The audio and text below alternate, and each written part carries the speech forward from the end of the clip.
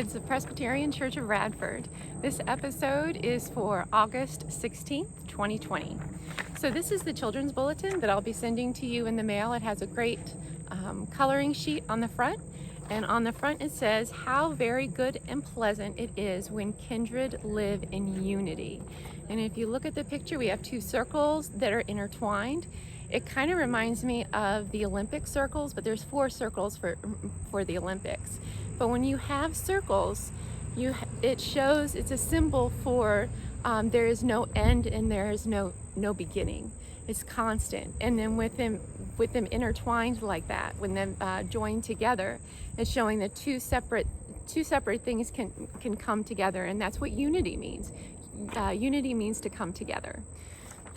All right, on the inside, you have a word search, and this word search is based on Matthew 15, and also the back where you're drawing is based on the story about Jesus in Matthew 15. And in Matthew 15, Jesus is telling about that it's not the words that come in, but the words that come out that can really hurt people. And so this word search, you're looking for different words that go along with the story. And on the picture, on the back, it has, in Matthew 15, Jesus shares the importance of how we talk. The words we say have power. Draw a picture of you using your words to encourage somebody else.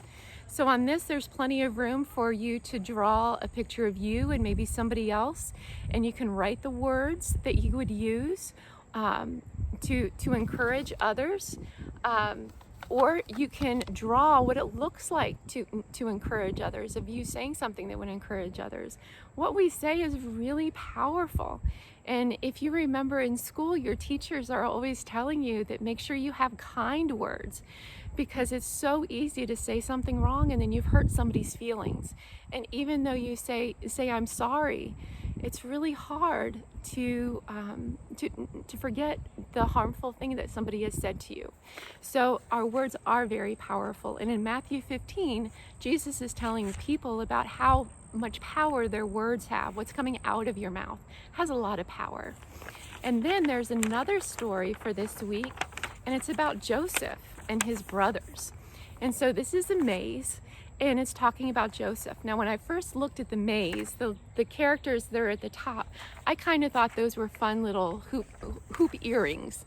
But then I realized it's Joseph's brothers. Joseph had a lot of brothers.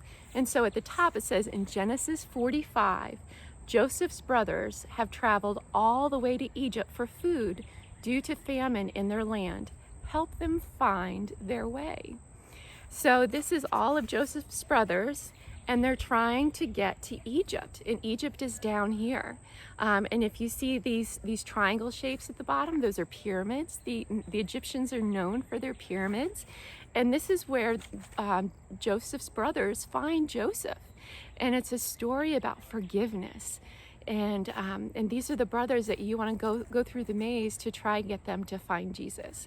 And the story comes from Genesis 45. And do you know what's special about Genesis? If you said it's the first book in the Bible, you are right. It's the very first book in the Old Testament. The first half of the Bible is called the Old Testament. And so that's where this story of Joseph comes from. It's a great story. You will also be getting a coloring sheet. That's a big coloring sheet. And this one says, "How very good and pleasant it is when kindred live together in unity." So this is another phrase about unity, about working together. And this is really pretty. The word unity is done in stained glass. If you remember from our church, the stained glass windows are beautiful. I love looking at the sun shining through them every single Sunday. So can you color unity with the same colors that we have in the stained glass windows in our church? In our church, we have lots of greens and purples, and then some browns too. So maybe you can do that with the word unity to help us remember about our own church building.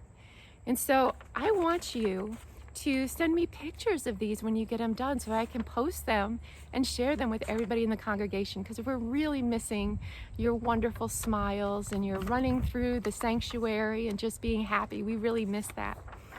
And so the children's sermon is going to be based on unity. And so I want you to answer some questions. So I'm going to leave you with some questions, and you can post them down on the comment section below this video if you're on Facebook, or you can just reply to me in this email that I've sent you this video link. And so here's what a colored picture looks like of our coloring sheet, but I know that you can do some really pretty colors in there too. So I want you to tell me who makes up your family and who makes up your community. So if you don't know what the word community, I want you to ask your parents or your grandparents what they think the word community is. And so I want you to share with me who's in your family and who's in your community. And lastly, how should we treat people in our family and people in our community? Maybe what are some words that we can say to them that are coming out of our mouth? How do we treat the people in our family and people in our community? And so that is the topic for the children's sermon this Sunday, which is August 16th. I hope to see you all there. Please send pictures. I miss you so much. And I can't wait to see you again. Bye.